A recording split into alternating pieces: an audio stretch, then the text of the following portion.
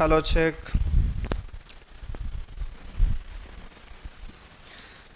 तो आप लोग पढ़ रहे थे पिछले दिन सेक्शन डी जो होमवर्क में था। आशा करते हैं आप बहुत मन से बनाए होंगे, क्योंकि ये 0 लेवल का है। जैसे जैसे आगे बढ़ेंगे लेवल स्टैंडर्ड होता चला जाएगा और परेशानी आपका बढ़ेगा। तो करा होमवर्क था। तो बोलेंगे प्रश्न संख्या 2 से लेकर 10 तक। अगर किन्हीं को पूछना है, 1 नंबर अभी नहीं, लास्ट में 1 नंबर लास्ट में बताना है प्यारे। जल्दी से स्पीड में बढ़िए, जल्दी जल्दी ख़त्म करिए, क्योंकि अब कोरोना काल ख़त्म होगा तो एग्ज़ाम भी लेना शुरू कर देगा। तो चलिए आप स्पीड पकड़ लीजिए, जल्दी से बोलेंगे 2 से लेके 10 तक। 9 और 10 कोई पूछ रहे हैं, अगर उससे पहले कोई हैं तो आप टाइपिंग करिएगा। चलिए 9 और 10 पूछ रहे हैं, ये रहा आपका 9 और 10। ये है आपका प्रश्न संख्या 9। 9 आप पूछ रहे हैं। लिखा है, एक छात्र को एक परीक्षा में कुल अंक मिले थे। कुल नहीं है, कुछ यहाँ है, कुछ अंक मिले थे।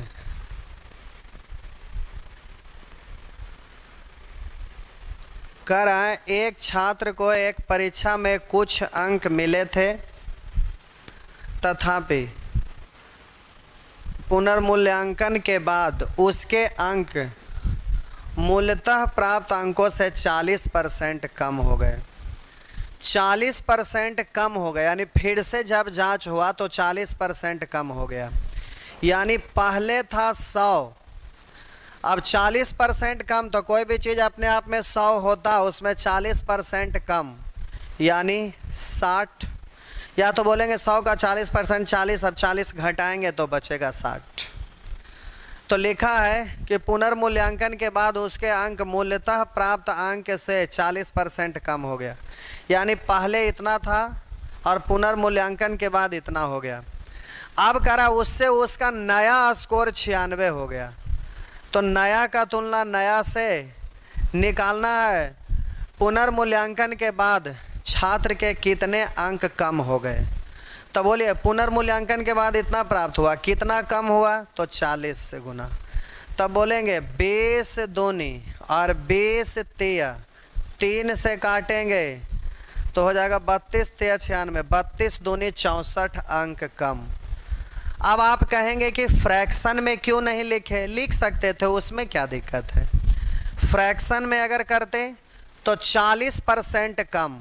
तो हम बोले 40% का मतलब होता है 2/5। तो हम बोले कि 40% कम, किससे 40% कम, तो आप बोलेंगे मूल मान से 40% कम। तो मूल मान में से लग गया, यानी मूल मान को नीचे। तो बोलिए ये आपका मूल मान है और ये कमी है। तो 2 कमी, मूल्य मान है 5 और कमी आपका है 2, तो कमी के बाद बचा कितना, 3। अब रेशियो ये लिखने की ज़रूरत नहीं है, यहीं पर भिन्न से ही देख के काम चला लीजिएगा कि पहले वाला मान इतना, 2 कमी हुआ तो बचा कितना, 3। ऐसे भी बोल सकते हैं या लिख भी सकते हैं, आपकी मर्जी। अब कह रहा है कि उसका नया स्कोर 96 है। तो नया स्कोर का तुलना नया स्कोर से निकालना है आपको कितने अंक कम हुए। तो 5 से घटकर 3 हो गया, कितना घटा, तो आप बोलिएगा 2, जो कि यहाँ डायरेक्ट दिख रहा था। तो जल्दी से 2 से गुना, इससे काटेंगे 32 दूनी 64, तो आपका आंसर हो जाएगा 64। इस तरह से कर लें। चलिए, और बहुत जल्दी जल्दी एग्जाम में आंसर देना रहता है, तुरंत सोचिएगा। 20% कम यानी 2/5। अब देखेंगे ये मूल्य मान है और ये कमी हुआ है, तो कमी के बाद का मान तो इतना। प्रश्न में कह रहा है कि उसका नया स्कोर 96 है, तो बोलिए इसको 96 बनाने के लिए कैसे गुना। तो 32 से, अब जो भी पूछेगा उसमें 32 से गुना।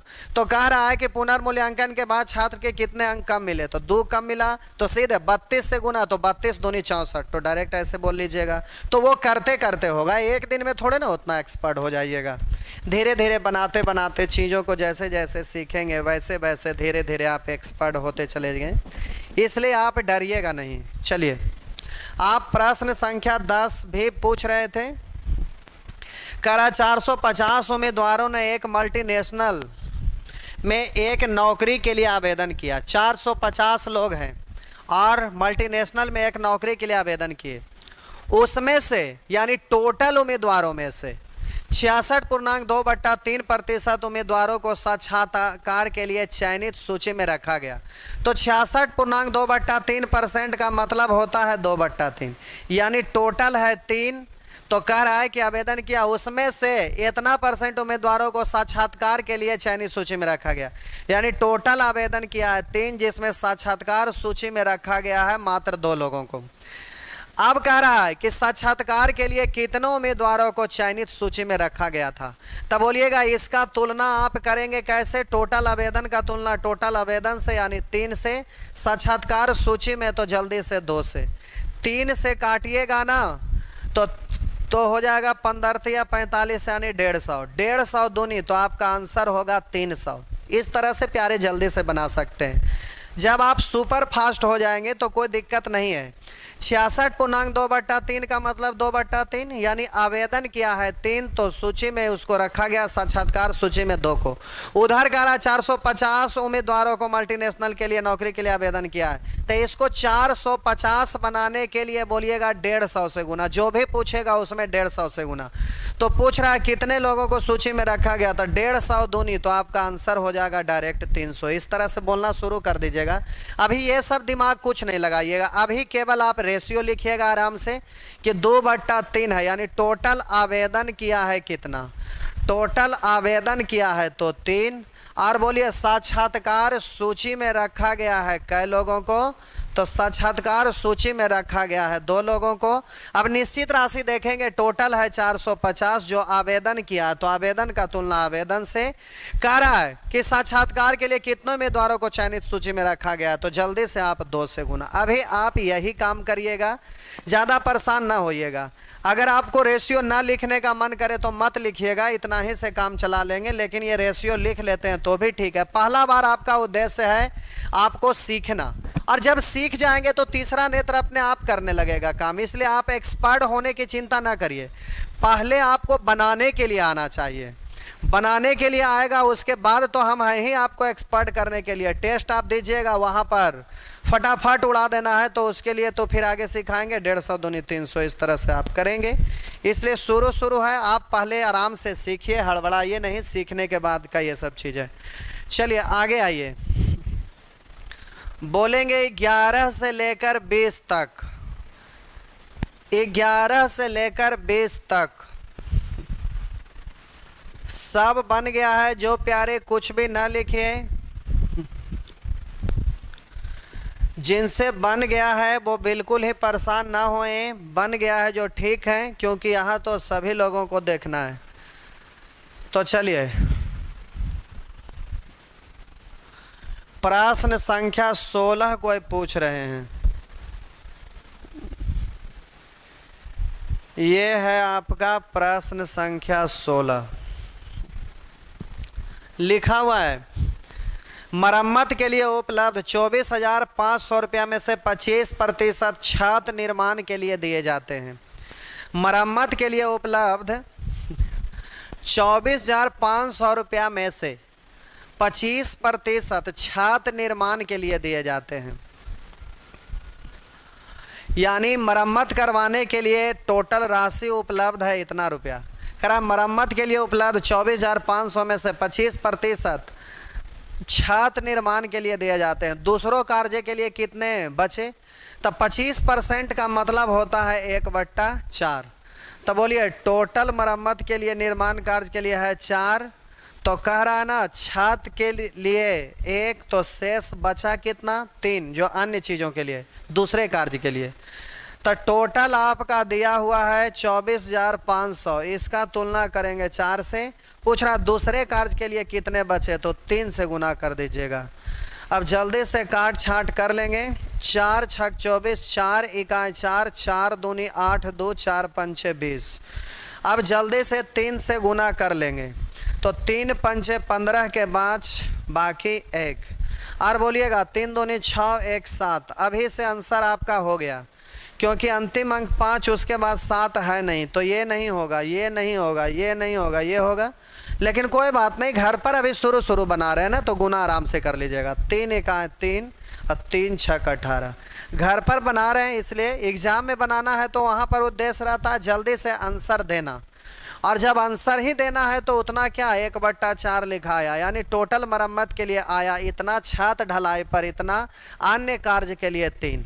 अब आपसे सीधा पूछ रहा है कि 24,500 रुपया है, तुलना करने से है कि आपको थोड़ा सा फायदा हो जाता है, तो इसकी तुलना 4 से करिए, निकालना 3 से कर लेंगे। जो जैसा रहेगा सिचुएशन उसके आधार पर करेंगे, रटा रटाया थोड़े ना है क्या आप ये कर ले।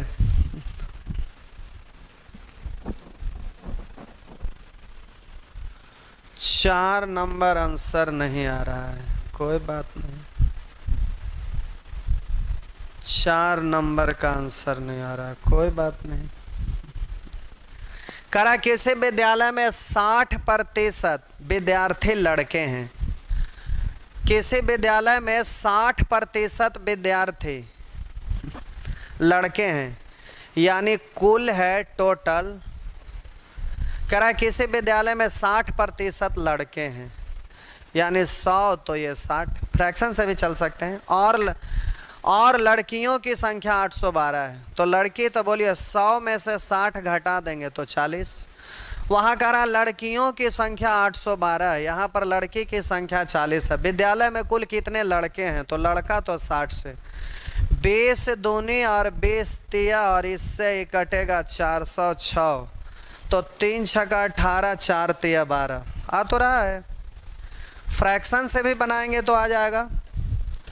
हम बोले किसी विद्यालय में 60% विद्यार्थी लड़के हैं, 60% का मतलब होता है 3/5, तो टोटल विद्यार्थी इतना है, जिसमें बोलिएगा 3 ये लड़का है, तो लड़की की संख्या 5 में से 3 घटा देंगे 2 ये लड़की, तो लिखते नहीं रहना है, सीधा बोलिए टोटल विद्यार्थी 5, तो बोलिए इसमें लड़का की संख्या 3, तो लड़की की संख्या 2। इधर लड़की की संख्या 812 है, लड़की का तुलना लड़की से, 5 में से टोटल में से लड़का को घटा देंगे तो लड़की 2। निकालना है उसको गुना करेंगे, कितने लड़के हैं, तो लड़का के लिए जल्दी से 3 से गुना करेंगे, इससे कटेगा 406, तो बोलेंगे 3 छक 18 और 4 तिया 12, 1218। तो आ तो रहा है।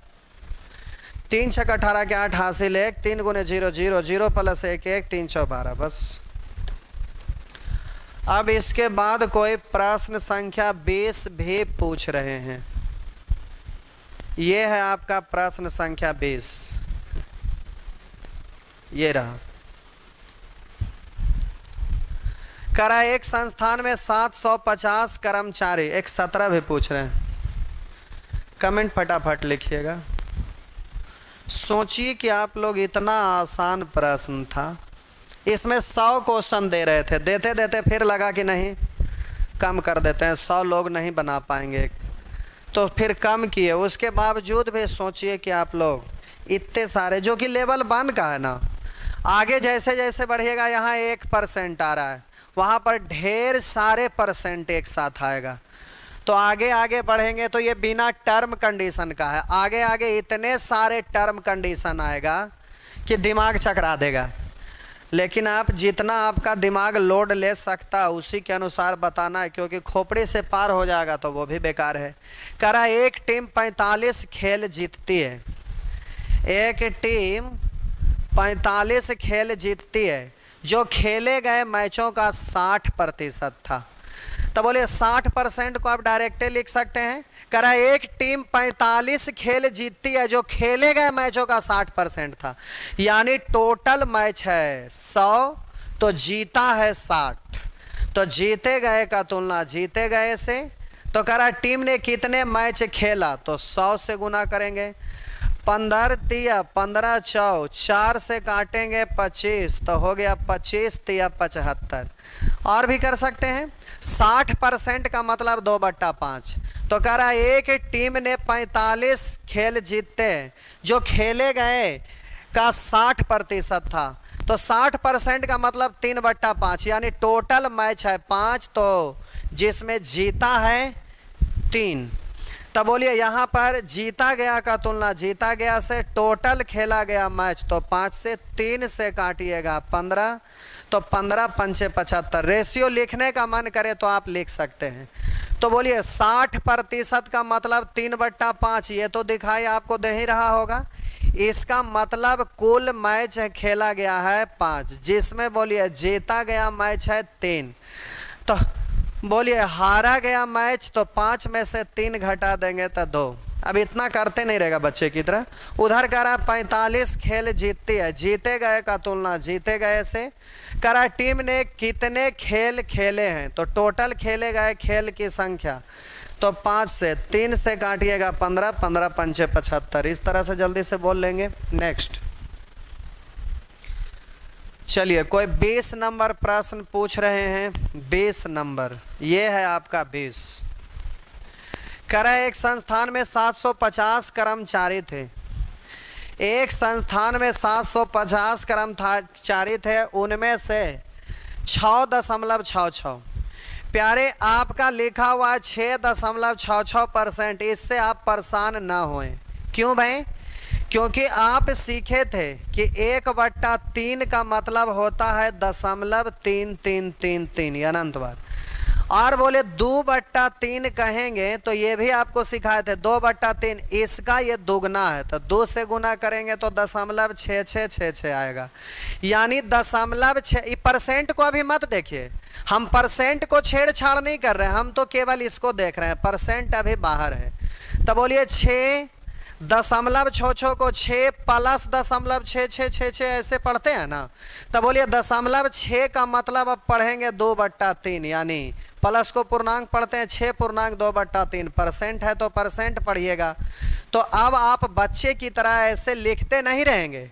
आपको पता है कि 0.66 का मतलब 2/3। कैसे भाई?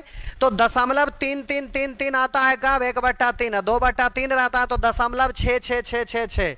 तो 0.66 का मतलब 2/3। तो 6 प्लस 2/3 यानी 6.2/3। अब 6.2/3 को तीसरे नेत्र से आप देख पा रहे होंगे। 6.2/3 का मतलब तीसरे नेत्र से देख रहे होंगे फ्रैक्शन के रूप में, तो आप बोल रहे होंगे कि 1/15 होता है। अब ये आपको तीसरा नेत्र से दिखाई देना चाहिए, ये सब लिखने की जरूरत नहीं होना चाहिए। तो प्यारे अब जरा जल्दी से ध्यान दीजिएगा, एग्जामिनेशन हॉल में रहेंगे, स्क्रीन पर ये आपके सामने क्वेश्चन आएगा 0.66। तो फिर देखेंगे 0.33 1/3, 0.66 मतलब 2/3 यानी 6.2, तो 6.2/3%। और जैसे ही 6.2/3% दिखाई दिया तो उसको तीसरा नेत्र से देखेंगे तो 1/15 ही आपको दिखाई देगा। तो कह रहा है एक संस्थान में 750 कर्मचारी थे। एक संस्थान में 750 कर्मचारी थे, उसमें से इतना परसेंट को उनके वर्तमान ग्रेड से ऊंचे ग्रेड में पदोन्नत कर दिया गया। कह रहा है एक संस्थान में 750 कर्मचारी थे, उनमें से 1/15 को उनके वर्तमान ग्रेड से ऊंचे ग्रेड में पदोन्नत कर दिया गया। यानी टोटल है 15, तो पदोन्नत किया गया है कितना? 1 को। तो कह रहा संस्थान में कितने कर्मचारी को पदोन्नत हुए, तो टोटल का तुलना टोटल से, तो पदोन्नत मतलब प्रमोशन। तो अब बोलिए 15 में से 1, तो अब बोलेंगे 15 पंचे 75, 50 इकाई 50, यानी कितने लोगों का प्रमोशन हुआ है, तो आप बोलेंगे 50 का प्रमोशन हुआ है। आप बोलेंगे 50 का प्रमोशन हुआ है। चलिए 20 के बाद बढ़ेंगे 21 से लेकर 30 तक। 21 से लेकर 30 तक। ये पानी वाला बोतल इधर कर दीजिए। तो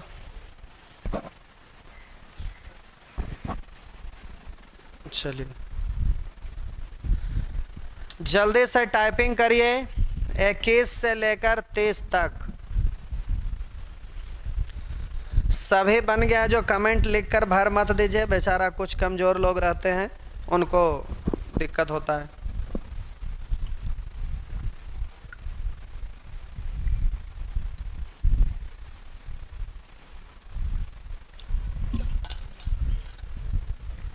चलिए जल्दी से फटाफट कमेंट को लिख के भरिए। कोई 21 से 30 तक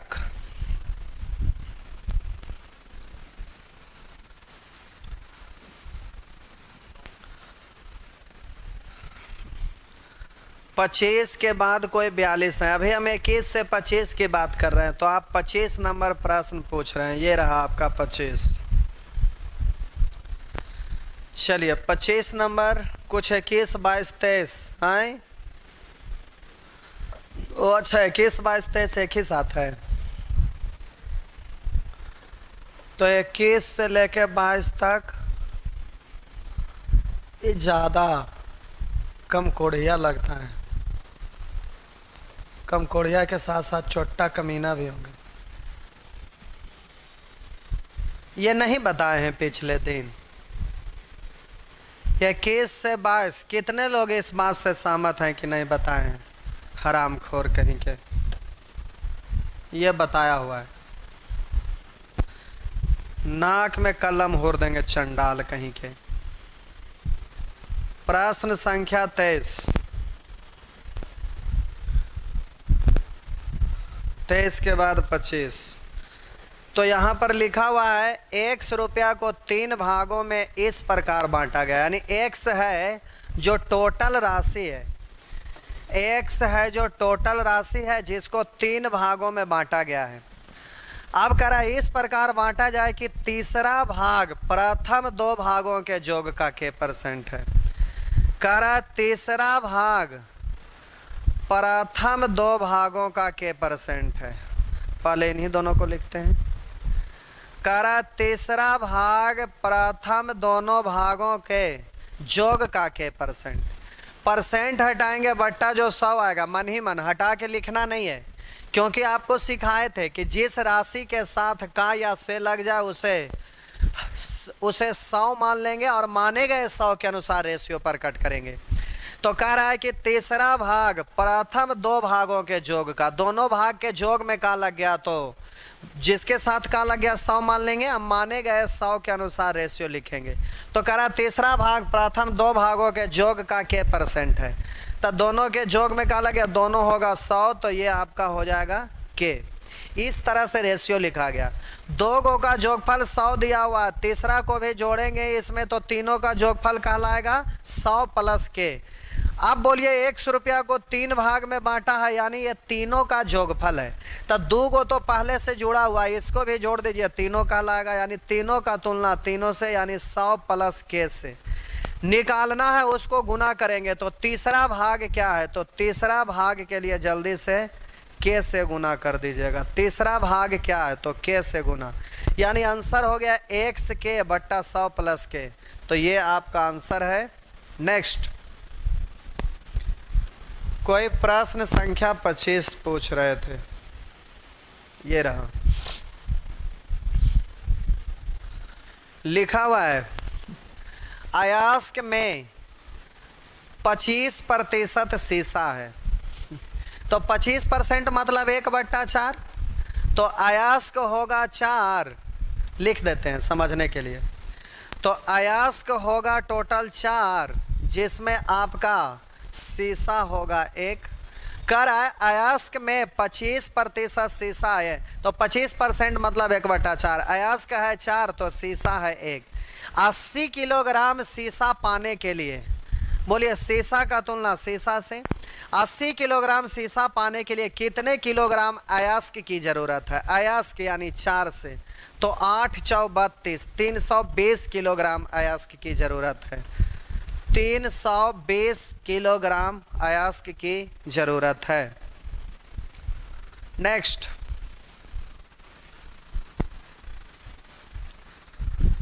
चलिए, इसके बाद 28 नंबर कोई पूछ रहे हैं। चलिए प्यारे, ये आपका 28 नंबर है, ये भी काफ़ी हरामखोर होंगे, ये भी तो लगता है बता दिए थे, कोई बात नहीं। करा किसी कक्षा के कुल 38 लड़कियों में से 3 अनुपस्थित थी। समझाने के लिए लिख रहे हैं, हालांकि इसको लिखने की ज़रूरत नहीं है। करा 38 लड़कियों में से 3 है जो अनुपस्थित, तब बोलिए उपस्थित है कितना? 35। उपस्थित है 35। 38 में से 3 अनुपस्थित, तब बोलिएगा 38 में से 3 घटा देंगे तो 35 उपस्थित है। अब कह रहा है बची हुई में से 20%।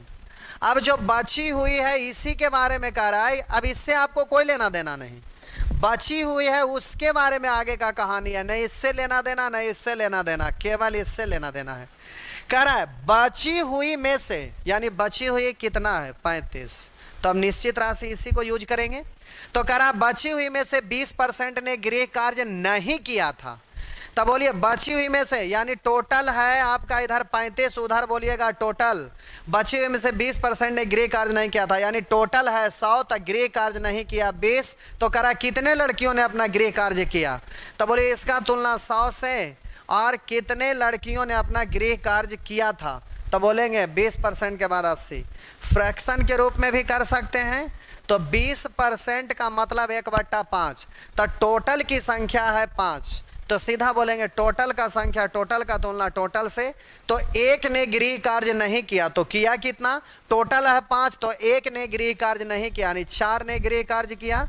5 से कटेगा 7, तो ये हो गया आपका 7 चौका 28, तो आपका आंसर होंगे 28। इस तरह से आप आंसर मार दीजिएगा। चलिए आगे नेक्स्ट। 28 के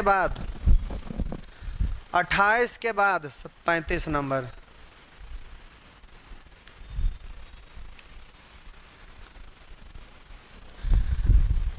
अट्ठाईस के बाद कोई 35 नंबर पूछ रहे हैं, तो चलिए जल्दी से 30 से लेकर 40 तक जो भी लोग फंसे होंगे जल्दी से कमेंट टाइप करिए। अगर इधर फंसे रहेंगे तो आगे खोपड़ी में कुछ भी नहीं घुसेगा, क्योंकि ये 0 लेवल का चीज़ है, और जैसे जैसे आगे बढ़ेंगे तो लेवल बढ़ते चला जाएगा। चलिए 35 नंबर, 35, 37, 35, ये रहा आपका 35। प्यारे एग्जाम में पूछा है ये, देखिए भाषा भी सेम होगा, डिजिट का चेंज करके खाली ये दिया हुआ, क्योंकि एग्जाम में प्रतिशत इस तरह का दिया हुआ नहीं रहता है, लेकिन मजबूरी में हमें कुछ प्रश्न देना पड़ा, क्योंकि बहुत सारे लोग हैं ना जो डालते हैं फ्रैक्शन अपने से बनाकर। तो अगर रियल में पूछा गया क्वेश्चन में नहीं है और हम बिल्कुल नहीं डालेंगे उसमें, तो फिर आप कहेंगे कि ये केवल आसान प्रश्न, जबकि ऐसा नहीं है, एग्जाम में रहता ही नहीं है, कभी कभी रहता है। कह रहा है बेंगलुरु से चेन्नई के रेल टिकट की कीमत इतना % बढ़कर। तो आप जल्दी से देखिए, आपको परेशानी केवल इसी बात के लिए ना है, तो हम बोले कि आप % को हटा दीजिए, केवल इतने को देखिए, मन ही में सोचना, धीरे धीरे हो जाएगा। इसको लिख सकते हैं 11 + 0.11, और ये आपका ऐसा आता है कब? जब 1/9 रहता है तो 0.11 पढ़ते हैं, यानी इसके बदले 1/9 पढ़िएगा। इधर तो 11 है ही, यानी 11.1/9%। अब इतना कुछ लिखना नहीं है, तुरंत जैसे ही आपको दिखाई दिया, जैसे ही ये आपको दिखाई दिया ये कि 11.11% है, तो तुरंत माइंड में आएगा कि 1/9 का मतलब होता है 0.11। तो यहाँ पर 0.11 की जगह 1/9, यानी 11.1/9%। 11.1/9 का फ्रैक्शन में होता है 1/9। अब हम बोले 11.1/9% का मतलब होता है प्यारे 1/9। तो कह रहा है बेंगलुरु से चेन्नई के रेल टिकट का कीमत बढ़कर 400 रुपया हो गई, इतना % बढ़कर 400 रुपया हो गई। तो बोले इतना % बढ़कर, यानी पहले था 9, वृद्धि हुआ है 1, तो बढ़ने के बाद हो कितना गया? 10। प्यारे कह रहा है ना कि बेंगलुरु से चेन्नई के रेल टिकट की कीमत इतना % बढ़कर 400 हो गई।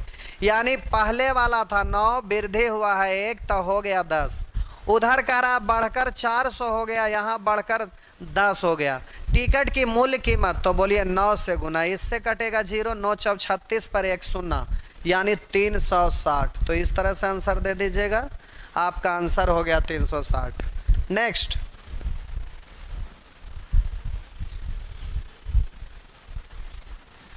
ये है आपका क्वेश्चन। चलिए इसके बाद 35 के बाद 38 और 39 को भी पूछ रहे हैं।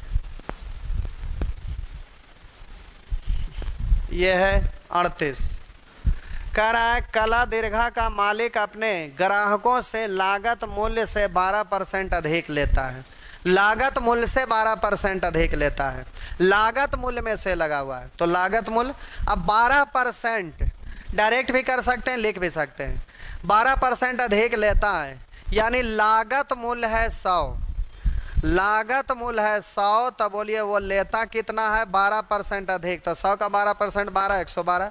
या तो कोई भी चीज़ अपने आप में 100% होता है, उससे 12% अधिक यानी 112%, यानी टोटल लागत है 100 तो लेता है 112।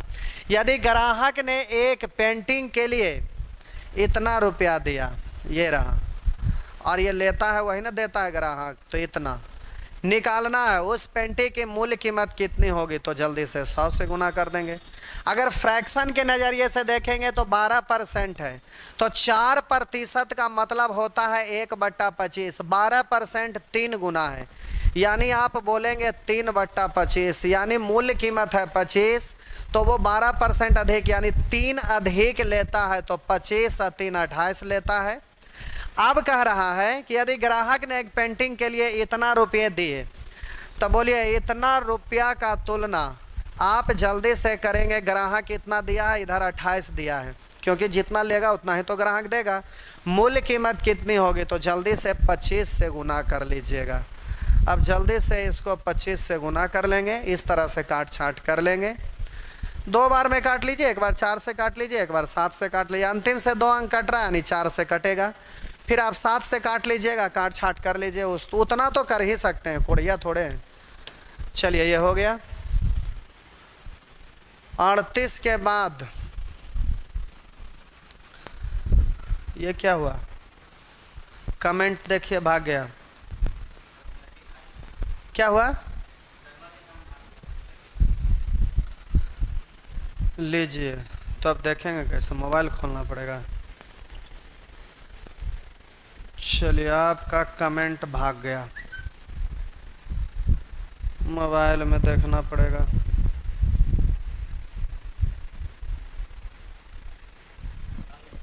आ गया, ठीक। चलिए 38 के बाद जल्दी से, 38 के बाद जो भी पूछना चाहते हैं जल्दी से लिखिए, यानी 39 से लेकर 50 तक। जल्दी जल्दी जिनको पूछना है फटाफट इसको ख़त्म करिए। सब बन गया, बहुत अच्छी बात, जिनसे बन गया है। चलिए ये तो हो गया। 42 नंबर कोई पूछ रहे हैं, ये है 42, ये है प्यारे आपका 42। चलिए देखिए, 42 से पहले सब ठीक हैं। अजीत कुमार सब बन गया, अति उत्तम।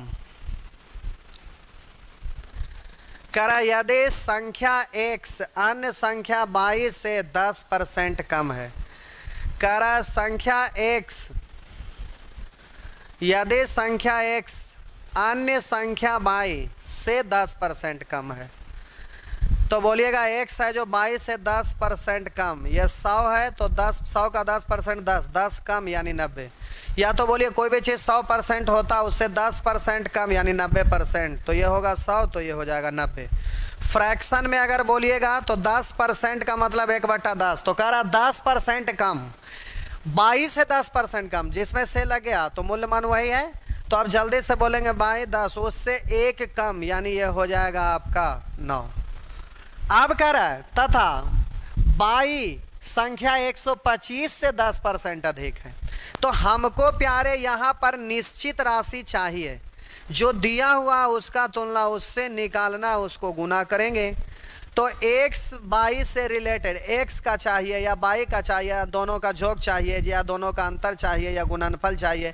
मेरा मतलब है कि x और बाई से रिलेटेड हमें यहाँ पर चाहिए, x और बाई से रिलेटेड हमें चाहिए निश्चित राशि कुछ भी। तो अब देखिए यहाँ पर डायरेक्ट निश्चित राशि ना देकर ये सेंटेंस को देखिए, बड़ा घुमा के दिया है। कह रहा बाई, क्या बाई? कह रहा बाई संख्या 125 से 10% अधिक है। तो संख्या 125 से 10% अधिक है। बाई के बारे में कह रहा है कि बाई संख्या 125 से 10% अधिक है, यानी बाई का जो वैल्यू है ना वो 125 नहीं है, बल्कि 125 से 10% अधिक, यानी 110%। ऐसे या तो बोलिएगा कि 10% अधिक का मतलब होता 10% 1/10, तो हम बोलेंगे मूल मान 10, तो उससे 1 ज़्यादा यानी 11/10, ऐसे बोलेंगे। अब डायरेक्ट हम यहाँ पर लिखते हैं, कह रहा ना कि बाई संख्या 125 से 10% अधिक है। तो बाई का वैल्यू कितना है? तो संख्या 125 है ना, इससे 10% अधिक। तो 10% मतलब 1/10, तो मूल मान है 10, तो 1 अधिक यानी 11/10, यानी मूल मान का तुलना मूल मान से 1 अधिक यानी 11, ऐसे कर सकते हैं। अब हम बोलेंगे कि बाई है जो इतना के बराबर, यानी कह सकते हैं कि ये बाई का वैल्यू है। अब बाई का तुलना बाई से निकालना, उसको गुना। तो कह रहा है x बराबर है, यानी x का मान कितना है? तो 9 से। मूल बट्टा के ऊपर बट्टा, तो ये तो 10 नीचे खिसक के चला आएगा, तो जल्दी से 10 नीचे खिसक के चला आएगा। तो हम पढ़ेंगे नीचे में आपका हो जाएगा 100। अब काट छांट करिएगा तो परेशान होइएगा, उससे अच्छा है कि गुना करके दशमलव बैठा लीजिए। 10 नीचे आएगा तो नीचे में 100 होगा, यानी 2 अंक के बाद दशमलव होगा, बाकी सबको गुना करिएगा। तो 125 गुने 11 गुने 9 बट्टा 100 है। तो अब जल्दी से पहले 11 से गुना कर लीजिए, फिर 9 से कर लेंगे। 11 × 5 = 55 के 5 हासिल 5, 11 दूनी 22 और 5 27, 27 के साथ हासिल 2, 11 × 11 और 2 13। अब 9 से गुना कर लीजिए, 9 × 5 = 45 के 5 हासिल 4 और 9 × 7 = 63 और 4 67 के 7 बाकी 6, 9 × 3 = 27, 27 और 6 33 के 3 बाकी 3, 9 × 9 और 3 12। अब बोलेंगे 2 अंकों के बाद दशमलव, 3 अंक के बाद क्यों? अच्छा 2 अंक के बाद दशमलव, 2 अंक के बाद, 2 अंक के बाद, 2 अंक के बाद दशमलव, बट्टा 100 है ना, तो 1 1 2, 2 अंक के बाद दशमलव। तो आपका आंसर इस तरह से हो जाएगा। तो इसको मत लिखिए, हम आंसर डायरेक्ट लिखें, इस तरह से आंसर दे देंगे। क्योंकि जब बट्टा 100 करेंगे तो 100 है जो 25 से 4 बार और ये 25 से 5 बार। तो अब बट्टा में 4 आ गया, तो फिर आप करिएगा 11 × 5 = 55 गुने 9, 9/4। अब 9/4, तो 4 से तो फिर तो भाग देना ही ना पड़ेगा। तो हम बोले कि 100 नीचे 25 4 25 5 11 × 5 = 55 गुने 9, 9/4, 155 गुने 9/4। तो अब जल्दी से 55 गुने 9/4 करिएगा तो उसमें भी समय लग जाता, 55 गुने 9। चलिए 42 के बाद आगे बढ़िए। 42 के बाद प्रश्न संख्या, जल्दी से टाइप करिए। 42 के बाद कोई पूछ रहे हैं प्रश्न संख्या 49। चलिए 42 के बाद कोई पूछ रहे हैं प्रश्न संख्या 49। ये आपका 48, ये रहा आपका 49। चंडाल कोढ़िया चोट्टा कमीना, कल समझा दिए थे कि इसको बनाएंगे, सबको खाली जोड़ना है, भारी हरामखोर है।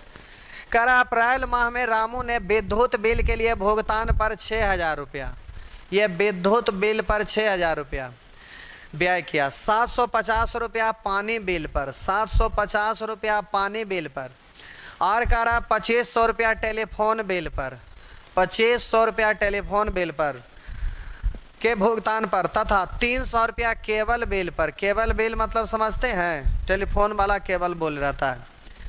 तो कह रहा है कि 300 रुपया केबल बिल के भुगतान पर व्यय किया, यानी टोटल अभी तक व्यय कितना कर दिया? तो ये निश्चित राशि का काम करेगा, 0। इधर हो गया 5 चंडाल, इधर बोलिएगा 7 5 12, 3 15 के 5 हासिल 1, 6 2 8 हासिल 1 9 सुअर कहीं के, इतना जोड़ने नहीं आता था।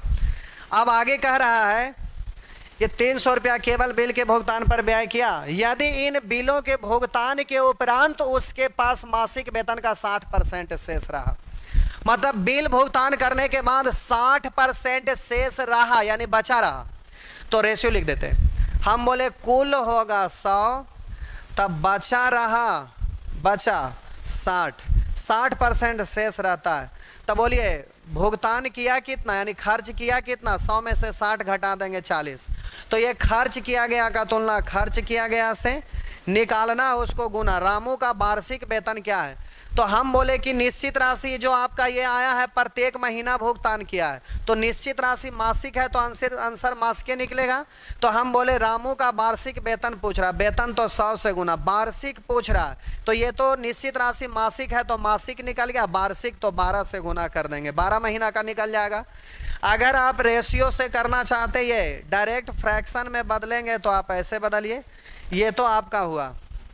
फिर से पढ़ दूँ, अप्रैल माह में रामू ने विद्युत बिल के लिए भुगतान पर 6,000 रुपया व्यय किया, 750 रुपया पानी के बिल पर, 2500 रुपया टेलीफोन बिल के भुगतान पर तथा 300 रुपया केबल बिल के भुगतान पर व्यय किया। यदि इन बिलों के भुगतान के उपरांत तो उसके पास मासिक वेतन का 60% शेष रहता है। 60% का मतलब 3/5 होता है, यानी मासिक वेतन 5 तो शेष रहा 3, यानी खर्च कितना किया 2, तो खर्च का तुलना खर्च से, मासिक वेतन तो 5 से बट्टा 5 है तो 5 आएगा, टोटल वेतन तो 5 से, लेकिन ये 1 महीने का खर्च है तो निश्चित राशि मासिक है तो आंसर मासिक निकल गया। वार्षिक पूछ रहा है तो 12 से 2 से काटेंगे 6। अब बोलेंगे 6 पंचे 30, तो 30 वाला 1 शून्य और 1 शून्य ये, और 30 वाला अभी 3 बचा हुआ, 3 से गुना करिए, 3 पंचे 15 के 5 बाकी 1, 3 पंचे 15, 1 16 के 6 हासिल 1 और 9 तिया 27 और हासिल 1 28, तो आपका हो गया 2,86,500, तो 2,86,500, तो आंसर से चंडाल कहीं के। बैंक का एग्जाम में डिजिट कुछ ऐसा ही रहता है। नेक्स्ट देखिए 43 48, ये तो अलग हरामखोर हैं।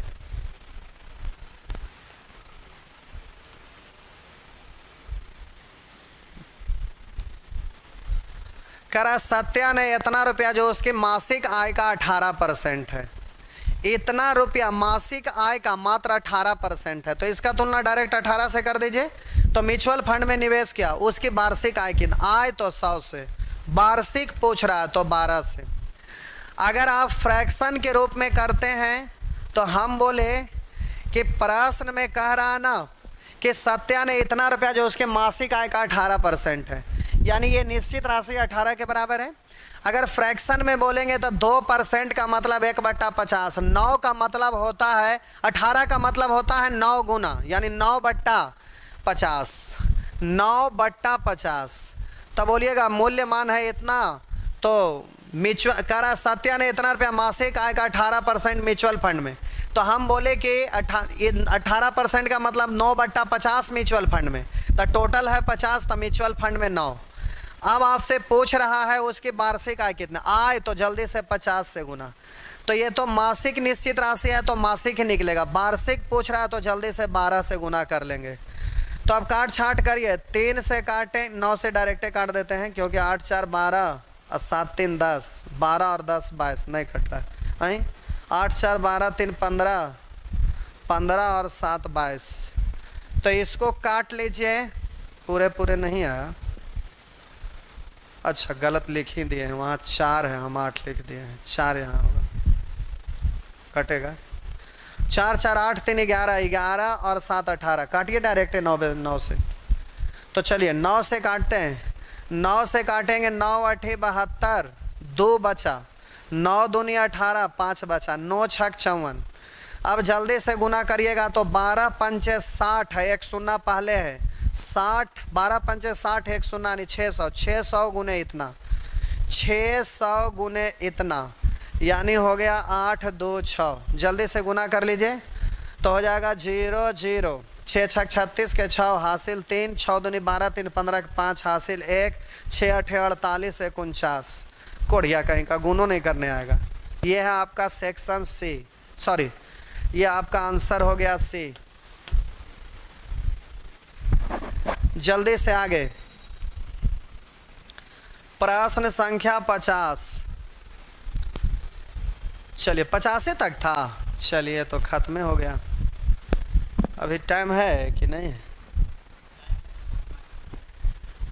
5 चलिए इसको बताते बताते, इसको 8-10 तरीका से बनाते हैं, अपने टाइम ख़त्म हो जाएगा। छोटा चीज़ है तो कितने बताना है, बस हो गया। अच्छा कोई बात नहीं। करा 5 वस्तुओं की औसत कीमत 5 बरस पूर्व 500 रुपया थी। ध्यान दीजिएगा, 5 वस्तुओं की औसत कीमत, 5 वस्तुओं की औसत कीमत 5 वर्ष पूर्व 500 रुपया थी। 500 रुपया औसत कीमत थी, 5 वस्तु का औसत कीमत। यदि वर्तमान में उसकी कुल कीमत पूर्व कीमत की 125%, 125% मतलब होता है 5/4। तो कह रहा था वर्तमान में उसके कुल कीमत पूर्व कीमत की 5/4। तो पूर्व कीमत 4, तो वर्तमान में हो जाएगा 5। बस ये तो हो गया। अब ध्यान दीजिएगा, 5 वस्तुओं की औसत कीमत 5 साल पहले 500 थी। औसत दिया हुआ है, वो भी 5 वस्तु का दिया हुआ है, और वो भी 5 बरस पहले का दिया हुआ है। करा 5 वस्तु की औसत कीमत 5 बरस पूर्व 500 थी। यदि वर्तमान में उसकी कुल कीमत पूर्व कीमत की 125%, यानी वर्तमान में 5 तो पूर्व में 4। अब ये तो ठीक है, रेशियो लिखा हुआ है, ये रेशियो है, ठीक है, लेकिन पूछ क्या रहा है जो देखिए, क्योंकि औसत को जोगफल में बदलना है कि डायरेक्ट ही कर देना है। तो अब उसकी औसत क्या होगी, तो बोलिए अब औसत क्या होगी, यानी वर्तमान में औसत क्या होगी। तो ये सीधा औसत ही पूछ रहा है, तो औसत में है ही औसत पूछ रहा है, तो उसको छेड़छाड़ नहीं करिए। अब 5 वस्तु है तो 5 को का पूछ रहा है, तो अब ये पहले वाला है, पहले वाला का तुलना पहले वाला से। वर्तमान में पूछ रहा है तो वर्तमान से, औसत है तो औसत में निकलेगा, जिस यूनिट में रहेगा उसी यूनिट में निकलेगा। तब इसको आप काटेंगे 4 इकाई 4, 1 4 दूनी 8, 125 हो जाएगा। आप बोलिएगा 25 पंचे 25 से, यानी 625। तो आपका आंसर है 625, यहाँ पे दिया हुआ है। तो इस तरह से ये आपका ख़त्म हो गया। चलिए अभी आधा घंटा टाइम रहता तो आगे का टॉपिक होता, लेकिन आपका समय समाप्त, तो अब कल आराम से सीखेंगे। चलिए आज भर इतना ही। YouTube पर आप लोग जुड़े रहेंगे। इतना ज़्यादा क्वेश्चन पूछे हैं, लेवल 0 था, लेकिन अफसोस इस बात के लिए नहीं हो रहा है क्योंकि बेचारा 2 साल से कोरोना काल में मैट्रिक इंटर वाला स्टूडेंट परेशान हो गया। अभी तो ऐसा हाल है, अभी 2 साल के बाद जो बच्चा लोग मैट्रिक में था, 9th 10th में था, वो लड़का 9th 10th पढ़वे नहीं किया और डायरेक्ट आगे बढ़ेगा, उसका भविष्य क्या होगा, हमको तो ये नहीं समझ में आ रहा है। तो आप में से जितने भी ऐसे स्टूडेंट होंगे जिनके भाई या बहन, या ममेरा भाई ममेरी बहन, मौसेरा भाई मौसेरी बहन, फुफेरा भाई फुफेरी बहन, अगल बगल पड़ोसी में जितने भी लोग होंगे, उनको ये हिदायत दीजिए कि बाबू अभी 2 साल तक तुम कुछ भी नहीं पढ़ाई किए हो, तो कम से कम ऐसा करो कि 1 साल और रुक जाओ, और जैसे ही अभी लॉकडाउन टूटेगा तो 2 साल का पढ़ाई 1 साल में बहुत अच्छे तरह से कर लेना, उसके बाद ही आगे बढ़ना। नहीं तो मैट्रिक जो होता है बेस होता है। जो भी स्टूडेंट 9th और 10th में तेज हैं, तो यहीं से अलग अलग क्षेत्र का बंटवारा होता है। जो मैथ और साइंस में तेज रहते हैं वो इंजीनियरिंग के क्षेत्र में जाते हैं। जो मैथ में थोड़ा सा डल पड़ते हैं और फिजिक्स केमिस्ट्री यानी साइंस पार्ट्स में ठीक ठाक पकड़ रहता है, तो वो मेडिकल के क्षेत्र में चले जाते हैं। जिनका कॉमर्स ठीक रहता है कॉमर्स में चले जाते हैं, जिनका आर्ट्स ठीक रहता है वो जनरल कंपटीशन में आ जाते हैं। तो यहाँ से अलग अलग बंटवारा हो जाता है। कुछ लोग हैं कि मैट्रिक में सब में ठीक ठाक रहते हैं, लेकिन इंजीनियरिंग मेडिकल का तैयारी नहीं कर सकते, उतना गार्जियन स्ट्रांग नहीं है, उतना पैसा हम नहीं कर सकते, तो वो लोग जनरल में आ जाते हैं। तो आप बहुत सारे बार ऐसा सुनते होंगे कि देखो ना फलाना अभी तैयारी करने के लिए आया ही था, साल 2 साल ही पढ़ा, जैसे ही कोर्स किया और तुरंत जॉब हो गया। तो उसका कारण होता है कि मैट्रिक ही तो बेस है। आप ऐसा थोड़े है कि एसएससी सीजीएल दे रहे हैं तो क्वालिफिकेशन आपका खोजता है ग्रेजुएशन जरूर, लेकिन क्वेश्चन जो पूछने का पैटर्न होता है उसका बेस मैट्रिक होता है। आपका बेस उसका इंटरमीडिएट नहीं होता है, बेस उसका ग्रेजुएशन नहीं होता है। आप सीजीएल का एग्जाम दे रहे हैं, बैंक पीओ का एग्जाम दे रहे हैं, तो आप चाहे कोई भी सब्जेक्ट लेके पढ़े हो, मतलब उससे नहीं है। उसका बेस जो क्वेश्चन पूछने का स्टाइल होता है, क्वेश्चन का जो पैटर्न होता है जनरल कंपटीशन में, वो मैट्रिक बेस का होता है। आप यूपीएससी दीजिए चाहे बीपीएससी दीजिए, क्वालिफिकेशन जो भी रहे वो आपका बेस मैट्रिक ही है। इसलिए मैट्रिक में जो स्टूडेंट कमजोर हैं, जो स्टूडेंट तेज हैं, वो तुरंत जॉब ले पाते हैं, क्योंकि उनका तो एक ही चीज है कि कम से कम समय में जल्दी जल्दी क्वेश्चन का आंसर देना है। तो उसके लिए टेक्निक सीखना, तो ये सब जो भी सीख रहे हैं वो मैट्रिक बेस का है। और टेक्निक जैसे ही सीख लिए तो मैथ का नॉलेज पहले से था और भी सब सब्जेक्ट पर पकड़ था, और टेक्निक सीख लिए, जिसके वजह से वो तुरंत जॉब ले लेते हैं। तो आप प्रयास करिए कि अगर आपके भी घर में या अगल बगल में, उनको मोटिवेट करिए कि 2 साल तक 9th और 10th में जो स्टूडेंट नहीं पढ़ा है, 1 साल अभी रुके रहो और अच्छे से 1 साल में वो 2 साल का मेहनत कर कर के पढ़ाई कर लो और उसके बाद आगे के लिए बढ़ो। नहीं तो फिर वो कमजोर हो जाएंगे, आगे का रास्ता अवरुद्ध हो जाएगा। अब हम पढ़ा रहे हैं तब ना चलिए बारीकी से एक एक करके 0 लेवल से ले लेके समझा रहे हैं, ऐसा थोड़े ना कोई करता है। अभी परसेंट पढ़ रहे हैं, परसेंट में इतने सारे क्वेश्चन हो गया, अभी दुनिया भर का चीज़ पढ़ा हुआ है। ये तो अभी जैसे जैसे लेवल आपका हाई जाएगा, क्वेश्चन ज़्यादा पूछेंगे तो एक एक करके बताना पड़ेगा, तो कुछ क्वेश्चन कटौती करके भी सरकेंगे। तो ऐसे 0 लेवल से कोई लेके ऐसे धीरे धीरे बढ़ा के, होमवर्क दे के, 4 बात बोल के, डांट के, ऐसे करके थोड़े ना कोई पढ़ाते हैं। उतना कहीं नहीं आपको मिलेंगे, ऐप पर ऑफलाइन चाहे कहीं भी चले जाइए, उतना मेहनत कोई करवाने वाले नहीं मिलते हैं। तो आप घर पर जाइए, एक बार फिर से इसको रिवीजन कीजिए। टेबल वगैरह था उसको एक बार देख लीजिए और फिर यूट्यूब पर एक बार और रिवीजन भी हो जाएगा। आ जाइए।